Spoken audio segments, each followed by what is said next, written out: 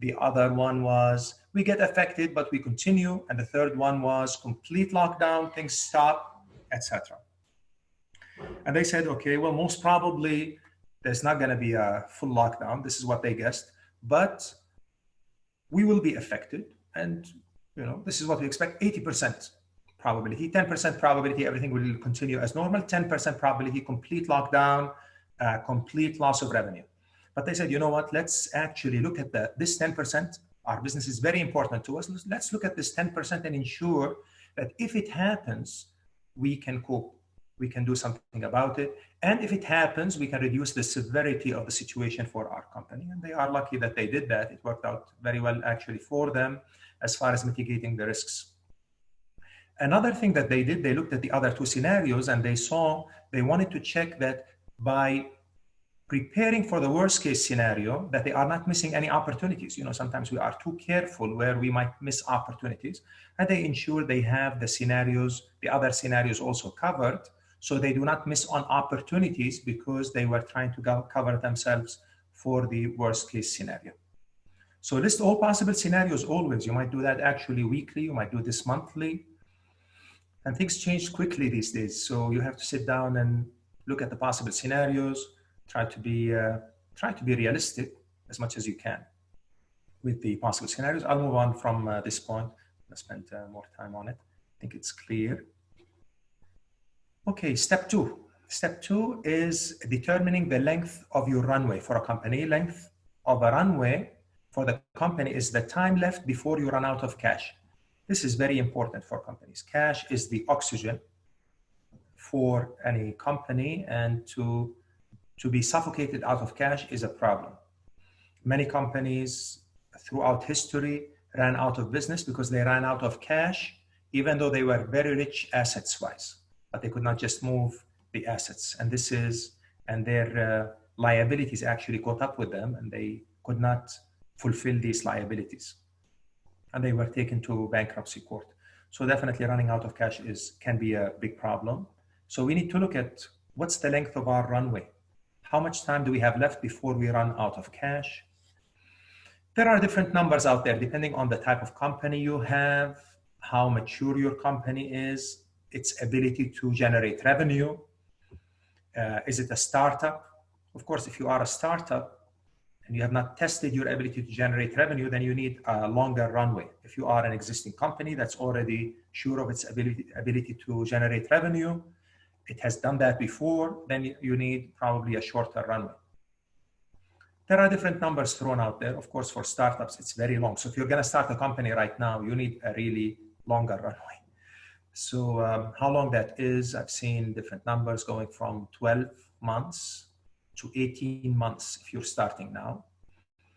If you're an existing company, many of the companies I consult for and I work with, I see usually a practical number of three months.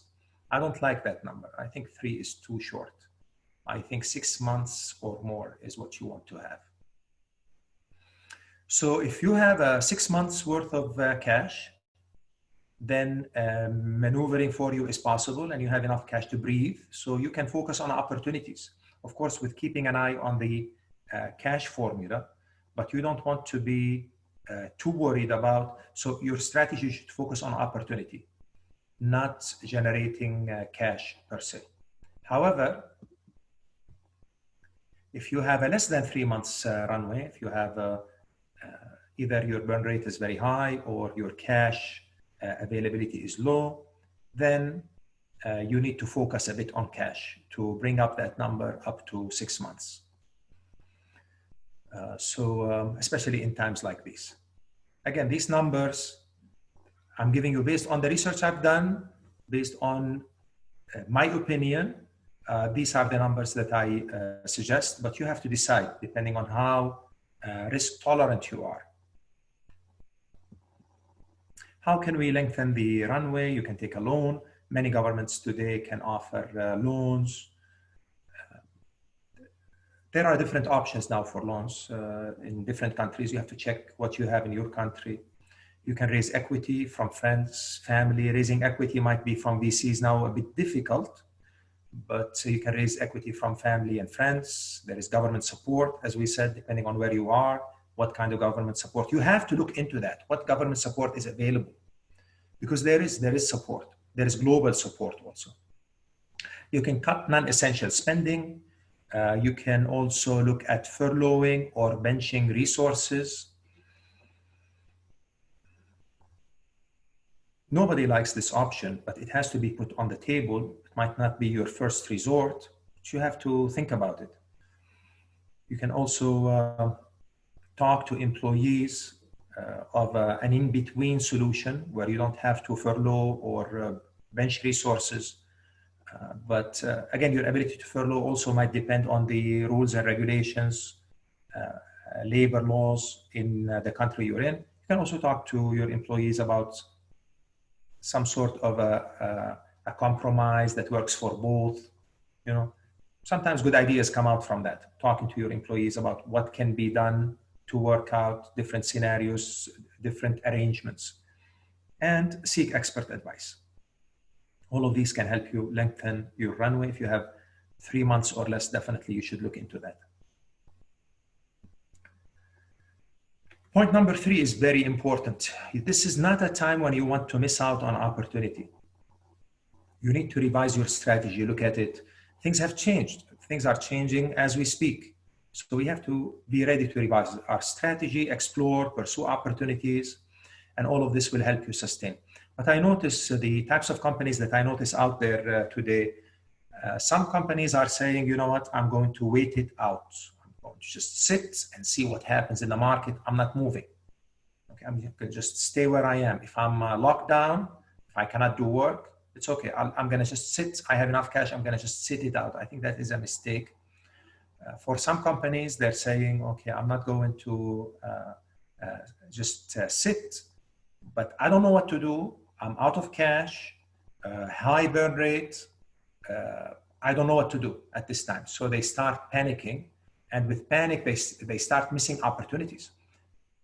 Some of the companies out there, when you sit down with them and talk about what are the opportunities, etc., when they start panicking and going into a mode of worrying about, just thinking about the problem, you find that they do have opportunities and they can actually pursue them and generate cash and move on. There are companies that are already seeing the opportunity. This was a good time for some companies, and they are making actually good money. As you know, many companies are doing that. And there are companies who saw the opportunity and they are actually pivoting or working on their offerings so they can actually thrive in this period and move swiftly into taking advantage of what's in the market. So these are the 4 types of companies that I see. Some of them who are panicking because of low cash usually. Some of them who are waiting out. They say, okay, I'm going to just sit. No need to do any adventures right now. Some of them are saying, we're doing wonderful actually. Things are working out because people are going digital. We're in the right business at this time. We're doing delivery. We're doing some in shipping, some etc. And some of them are saying, okay, we see the opportunity. Our offering is not there yet, but we need to realign to ensure that we take advantage of this opportunity. These are the 4 types of companies that I see out there today. So you don't want to miss out on opportunities. Don't assume this is not time for opportunity. I disagree with that completely. There are tons of opportunities out there. So don't miss out. I know people are saying there are recessions coming in different countries. I know people are saying this is not time to look at opportunities. I disagree completely. And many people, not only me, many people out there disagree. Some people actually accelerated their growth plans where they are looking at things that they were thinking about 3 or 4 years down the road, and they're doing them right now so they can pursue the opportunities. This is one example actually. LVMH, they are switching from producing perfume to making hand sanitizers. There are many examples like this of companies who are trying to actually pursue opportunity or make the best out of what they have right now. Another thing we need to talk about is, this is point 4 in the checklist, is revenue generation and audience building. We need to look at both. So when we talk about opportunities, it does not mean that I have to generate cash now. As we said in the beginning of the webinar, we talked about this being the winter. So maybe this is the time to sow the seeds for later growth. So don't assume just because you cannot generate cash now that you don't have anything to do. This is a good opportunity actually for audience building, to start building your audience, creating relationships, because lots of people are willing to listen at this time. So I'm not saying leave revenue generation and focus only on audience building, but what I'm saying, if you do not see revenue generation, don't assume that there is nothing to do, because audience building is an excellent opportunity at this time, and ignoring it will actually not only make you miss on opportunities, but you might actually lose some of the ground you already have to people who are paying attention to this part. Revenue generation and audience building, both are important at this time. So focus on building your base, especially now everybody is tuned into digital channels and they are getting used to that. Lots of people are going to be looking for support. There will be lots of pain in the market. People are looking for assurance. People are trying to learn. They're trying to understand what's going on, what to do different. They want ideas, etc. So this is a good chance for audience building. Some experts are dismissing revenue generation now completely. I don't dismiss it at all. I believe there are great opportunities now for revenue generation in all businesses. Of course, the closer you are to being digital and to having a good digital footprint out there, the more chances you have of revenue generation.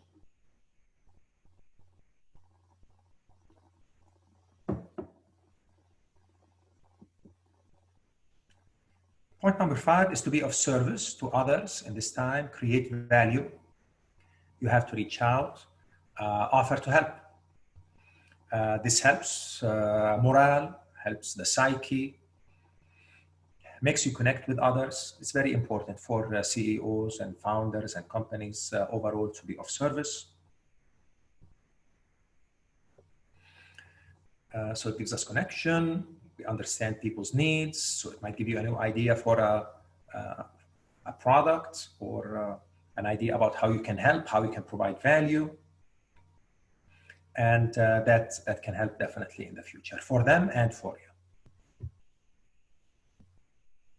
Examples of that: Facebook, for example, launched a $100 million grant program for 30,000 small businesses in 30 countries around the world. Logitech launched a program for teachers to receive free webcams as they transition to virtual teaching. Nike is manufacturing personal protection equipment, such as full face shields. So companies are out there trying to make a difference, trying to be of service. And this is very important. We at Case in Point are offering also free consulting sessions to our existing clients and those who are not clients. Also, we are currently doing that, offering consulting sessions for those who need them. And I will, if anybody is interested in that, I will offer a URL, or you can just write to me on this email and we can arrange for one. Number 6, we need to build relationships. You need to connect with existing clients, with people who are refusing clients, people who have said no before, people who have said, you know, this is not the kind of thing for me. You have to connect with everybody who has passed by, every passerby, every existing client. You have to reach out and connect. This is the time for relationship building. And even though we are distant and we're social distancing, but we need to be building relationships. This is very important. 7, share experiences. People usually, their first, here is something interesting that I saw in the market. When you talk to business owners and founders, their first reaction, how are things? Well, depending on the personality of the person you talk to, they say, good, we're doing okay, fine. And then if you start sharing experiences about what you are facing, what are the challenges that you are facing, you will see that the other side also opens up, because everybody is facing a challenge today. Nobody is sitting there not challenged. Even those who are exploiting the opportunities, they are being challenged with the resources they need. They are being challenged with finding new ways to reach or finding ways to deliver, etc. So there are challenges. Nobody is sitting there not being challenged. We at Case in Point believe we are in good shape, but there are definitely tremendous challenges. I have had big fears, and I still do today as I sit here and talk to you, and this is okay. So I'm willing to share. You need to be willing to share, talk to others. This way they open up, you can open up, share experiences, and see how we can help each other. This is also another important point, is maintaining online presence. We all know that many companies have cut their marketing budget at this time. They feel this is not the time to do marketing, and this can be a big mistake. I'm not saying keep your budget the same as it was, but don't make it zero, for example. If you cut your budget, make sure it's not at the expense of opportunities that are out there. It's obvious that many are cutting budgets considerably, because also you can see the price of ads, etc. And that might change soon. But at the same time, there are companies that are increasing their online presence, increasing their marketing, and they are actually investing in that. So if you have the ability to maintain your online presence, make sure you do. This is not the first thing you want to throw out. Your marketing budget, your online presence. Even at this time, we've done campaigns. I'll share my experience at Case in Point. We've done marketing campaigns out there. One of the worst marketing campaigns that we've done it during this period in March. And the return on investment was zero. But I did not lose a penny. So whatever I put in the marketing campaign came back. And this was the worst experience we've had with marketing so far. But again, we got our investment back. We lost nothing. There was nothing to lose. I believe you cannot lose with good marketing. If you do good marketing, you cannot lose. So maintain online presence. Don't make this the first thing that goes out, because it helps you reach. Another thing you need to do when you reach out with your marketing, you cannot be tone deaf. This is Ryan Dice actually said this in one of the webinars, and I really liked it. He said, acknowledge the reality. So don't expect that the same ads and messages pre-COVID-19 will work during this period. You have to acknowledge that something happened. Don't make people feel like it's business as usual. The same ad I used to use before, I'm going to use it now. Some of the companies, I go into their website and I see the whole website has changed. All the articles are geared towards helping people during the COVID-19. Even their offerings now talk about how they can help in times like this. So don't be tone deaf. Don't assume it's business as usual. Don't assume nothing happened. People will not like that. So people need to feel that you have empathy, that you're not tone deaf, and you acknowledge the reality that things are not the same. So this is very important. So we need to do marketing. We need to have online presence, but don't be tone deaf to what is happening around you, to the society and what's happening worldwide. This is very important. Now, on the opportunities side, one of the things that I've been watching and observing worldwide is a very nice opportunity for companies that already have cash and are not hurting for cash right now, and who see opportunities out there with something, we'll call it contingent acquisition. This term can mean different things, but the person, I forgot who talked about it actually, but the person who talked about it, he meant actually instead of acquiring companies, you acquire monetization assets from the company. For example, if they have, you can purchase clients, contacts, you can purchase unfulfilled contracts. Talk more about the contingent acquisition. So you don't have to go buy a company now, because buying a company at this time might be too much liability. But you can purchase from the company monetization opportunities. As we said, you can, let's say you have a competitor who are now going through rough times. Maybe what you can do is take the and they cannot fulfill now for some of their clients, you can actually take that part, fulfill it for a share of the profit, for a generous share of the profit for your competitor. And this is what I mean by contingent acquisition, not my idea. I wish I remember who actually brought it up. You can also contingently acquire resources. So let's say they have resources that you do not have, you need because you're doing okay, you see opportunities you need to fulfill. You can take resources and you can pay only out of profit. You don't have to pay for the resources, extra for the resources. You just pay out of the profit. If they give you a list of contacts, same thing. If you give you a list of clients, list of contracts, etc., you share actually from the profit. You have to decide how much, but make it generous so it works for the other company. So this can apply to any asset that this company has. So contingent acquisition means you do not have to buy the business, but buy monetizable assets like leads, customers, accounts, even use of resources for a generous share of the profits. I think that's an excellent idea if you have the extra cash, if you're comfortable with your revenue generation. Here are some examples actually of the acquisitions that are out there. For example, this company right here, let me see if I can say the name, Friedrich Schaffen, a German automotive supplier, bought a small faltering face mask company in China, transported the machines to its factories and produced 100,000 masks a day within 2 weeks. It's an example of contingent acquisition. And the last point I wanted to mention, you have to be in touch with your employees and team members, connecting with your own. This is very important. We have to ensure we are still in touch as employees. If you are working from anywhere, setup, you have to stay in touch. Increase your meetings with people, not decrease them.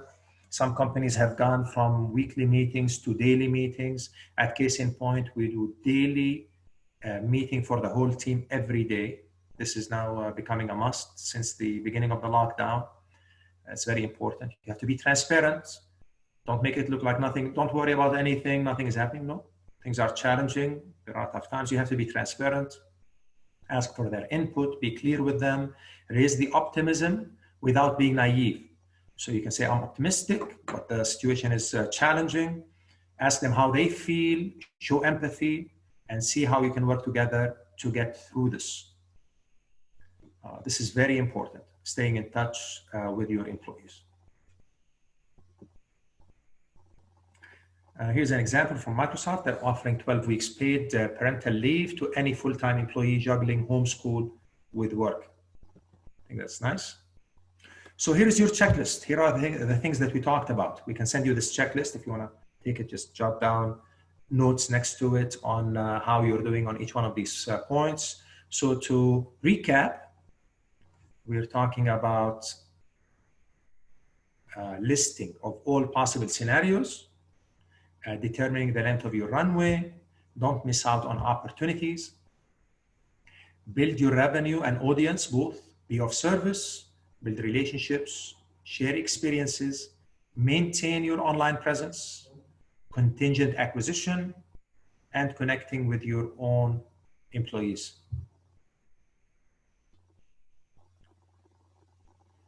Here are the upcoming webinars. We're doing these weekly, every week. We have 4 more webinars coming up. How to ensure my business will sustain. This is specifically on sustainability. One of them, what to expect from my employees. Another one is what should my business look like in 1 month, 2 months, 3 months from now to know if I'm on the right track or not. What are the best tools and techniques to digitize my business, which is very important at this time.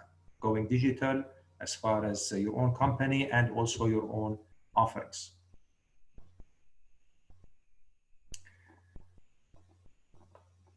Please stay in touch for more tips. Here is my, we have Case in Point, my company. We have a LinkedIn account. You can go to Case in Point Consulting. You'll find us, the YouTube channel, This is our blog. We have, I think, until now about 12 or 15 articles on the blog talking about different aspects of the current situation. You're more than welcome to go through that.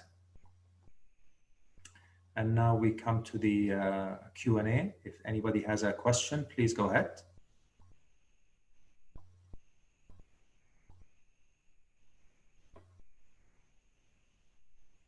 Let me see if we go through this. Okay. Okay, you are welcome, everyone. Okay, I'm glad you like it.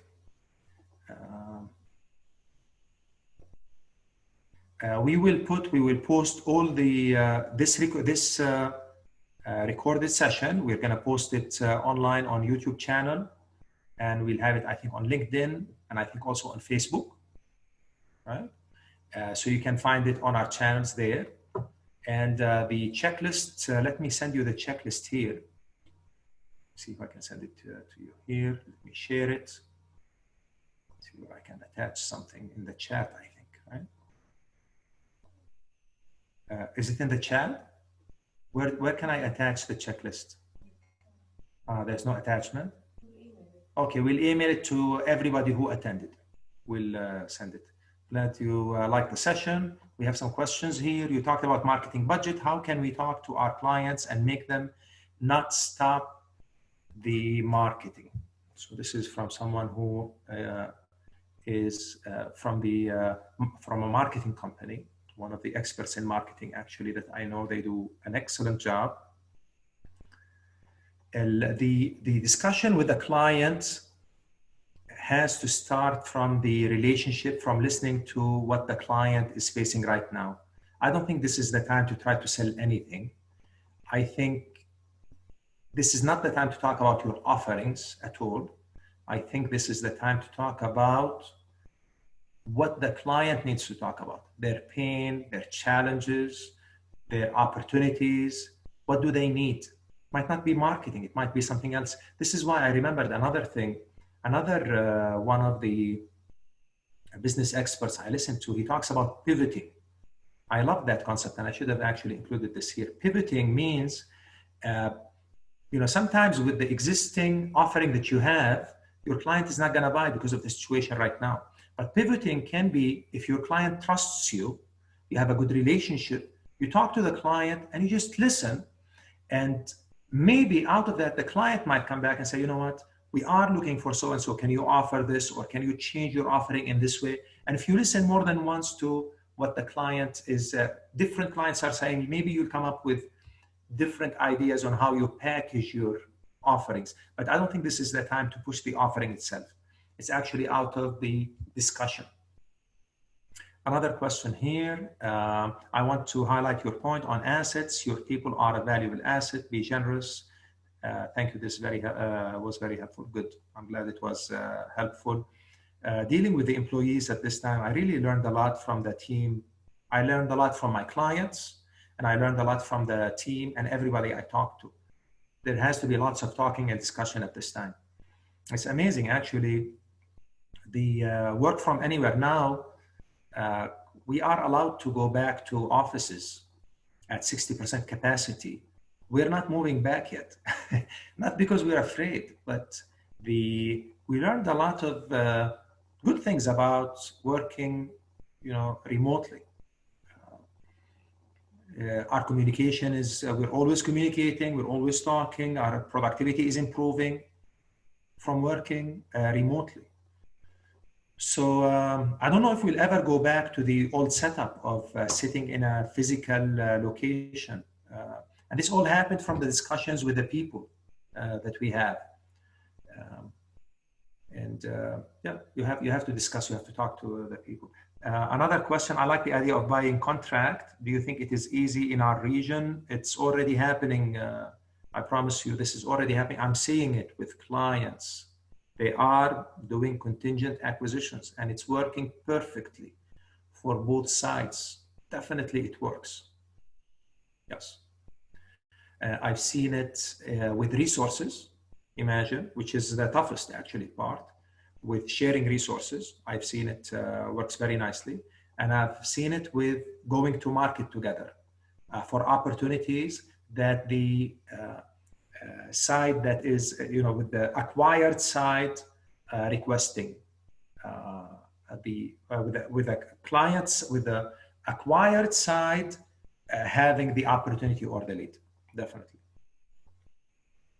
Okay, another question here. What's the best? Hello, Ammar. Hello. What's the best practice you suggest regarding controlling cash flow, especially account payables and receivables? Excellent question. We've had to work with clients on that. We had to work on this for ourselves. I've been watching, I'll tell you this much, I've been watching my cash very carefully. I'm so worried about my cash. I think we all are. And that's really stressful. So how do we control that? Remember, don't get stuck in a situation where you are paying your account payables, but no accounts receivables are coming in. Some of the toughest situations come from a situation where I have a client who has not paid and we're having problems getting the money in, but I have resources with the client and I cannot stop paying these resources. Then the situation becomes difficult. So remember, if you're in the middle, if one side is pushing and the other side is not giving, then you're going to be having a problem. You have to talk to both sides. For example, many of my clients stopped paying rent with the consent of the landlord. Some of them got a reduced rate for rent. I've seen clients also work with their clients on getting some of the payments, even if not for a complete deliverable at this time, if force majeure is happening. Depending on you have to talk to both sides and see if you can work it out. But don't get stuck in a situation where you're fulfilling your account payables, but your account receivables are not moving anywhere. So you have to be careful about that. Excellent question. Let's see, we have some more questions here. What do you advise for a legal law firm to do at this point besides reaching out to all clients and new clients? I advise to look always into what's called the exponential attributes.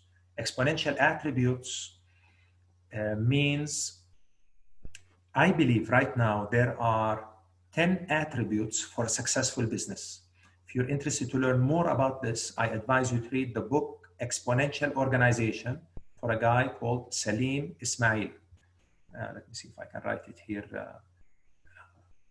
It's an excellent book that talks about transforming your business. We are certified by these people, so I have to put a disclaimer, but I believe in them. This is why we invested in this with them. These are some of the best venture capitalists in Silicon Valley. They include Salim Ismail, they include Peter Diamandis, they include quite a few of the people out there who are really doing well with transformation. There are 10 exponential attributes. Regardless of the kind of company you are, today you want to move away from what they call, quote unquote, the brick and mortar setup into the digital setup. And that means for your company, for your offerings, and for even the way you market and the way you do business development. So you have to look into transforming the business. And maybe looking at the exponential attributes might be a good place to start. How can we make the employees open up about their worries, especially with salary reductions? If you are upfront with people about your worries, they see, you're not trying to hide your worries. You say, where you are worried. One thing, we need to be careful about one thing. You don't want to look like you are frazzled in front of employees. So, but you want to look like there is a challenge. There are concerns, but you don't want to be frazzled. You don't want to, when you talk to employees about things, sensitivities about the current situation, what it's causing for them, they're not going to open up completely in front of each other in a complete setup. I always ask people, say, if anybody would like to talk to me in private later, I am available. So sometimes one-on-one they are more open to talk. If you feel someone has something to say or should have something to say and they're not saying anything, maybe it's a good idea. You should approach them one-on-one and just open the discussion indirectly by asking how they are doing, how they are coping well, you know, things like that. That's what I would do. Omar, you are well aware of our services we offer. Yes, I am. One of my best clients. We monitored activities of our clients, and it was 29% of the total. The rest 71%, their business was on hold, no generation of income to them. Okay. Some of the sectors we serve are very heavily affected and not really clear when they will start to move again, like tourism, related industries, car rental, and education. Sure. This will affect our cash flow for good months, definitely now, as they are either not getting money in or very short, as many stakeholders are also monitoring their cash flow against accounts payables. I agree 100%, definitely. This is not easy. This is why the discussion with the customer now should not be about the offering, shouldn't be about what their needs are, what their challenges are, and trying to find ways to help. It's all about what we're doing in business is really offering value. And I know you focus a lot on offering value. What I try to remind myself is not to get stuck on my view of what the value should be, and try to look at things from my customer perspective, what the value might be from their perspective. And then they come in, there are customers who will come and say, you know what, maybe you can help me with this or with that. The dialogue has to continue. It cannot be at the point of, we cannot buy your services now, so let's talk later. It has to be at a point where, what's going on your side? Where do you need help? Maybe what they need help is in an area that you thought is not your area, but maybe you can pivot, as we said, into that area. I know the business you're in, and I know you're the best expert in it, mashallah, and I think you will do really wonderful. There are definitely opportunities for your business with a client.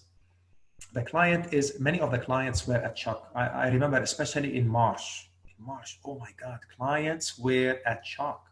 They're not really even assessing properly where they stand. And shock means sometimes we freeze, we just don't do anything. Sometimes talking will get people to think about what needs to be done, where do we go next, etc.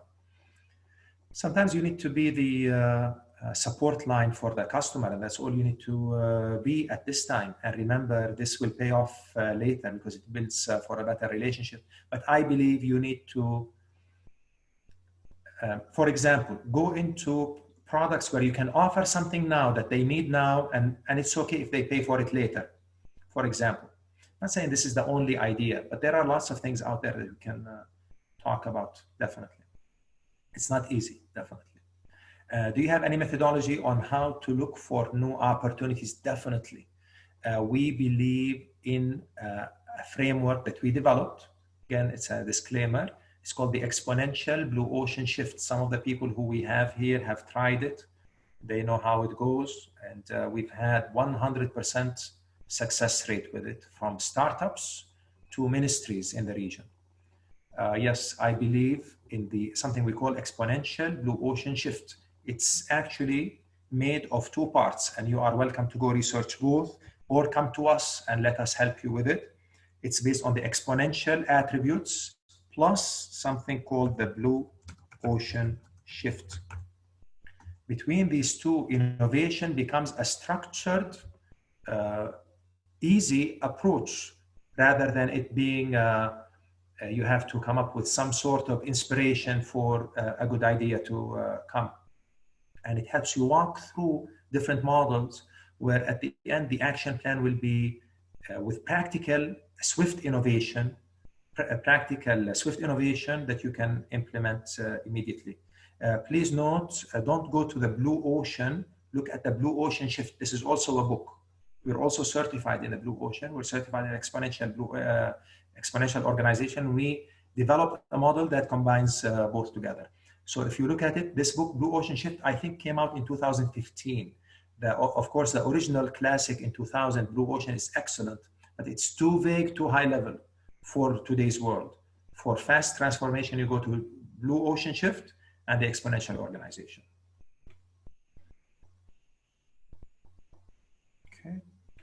Um, let's take very good questions. What's the best approach to existing clients for our invoices and for other opportunities out there, which is, by the way, our goal for the past years? However, post-COVID-19 era, things are not following same rules. Absolutely, they're not following same rules. You know, it's shifting. There has to be a shift in offering. Now, the offering includes the whole business model, the whole relationship with the client, the whole way you're offering your solution. And I think it's safe to say that this is not a period that will just pass and things will go back to normal. I don't think, I'm not saying it like things will be bad. I think things will be better, but it will not be back to the old normal. It will never be back to the old normal. You have to go back and talk to clients about opportunities from their perspective. This is the only way to do it. They will not follow the same rules. Definitely, they will not follow the same rules. But the opportunities are still out there for people who are willing to look at them. Give you an example. 2 very recent sessions I've had with clients where the beginning, the premise that we started from is that this is impossible situation. And one of them, actually, they stopped their marketing budget zero marketing budget completely. The other one was not able to reach the clients at all. You cannot just reach the client in their kind of industry. And in both, we found opportunities where they actually hurried. They found, not me. They actually had to hurry in before the opportunity goes away. There are opportunities out there, but we cannot approach them from the same way we did before COVID-19. Some of the things at Case in Point we were planning 2 years from now to start on, we already had implemented during this period. It was a hectic period, these 2 months, because we had to move fast. For example, we were thinking about going global for a while now, but we were saying, not now, let's stay regional. And some people have told me, this is a mistake. You should go global early. And I was hesitant to do that. Now we are seeing ourselves having to go global immediately. For example, this meant that many of the offerings that required our physical presence with the client are now having to go on a platform, and allows the client to easily interact with the platform and us without being physically present. So yeah, things have to change. You have to revisit your offerings, and don't wait until you find out whether it's going to continue the way it was or things will change. All excellent questions. Thank you so much for attending. I really appreciate your interaction and your questions. I really appreciate that. Thank you so much. And if you still have any questions, feel free to contact me. And I wish you all a pleasant weekend. Thank you so much. God bless. Stay safe. Ramadan Kareem.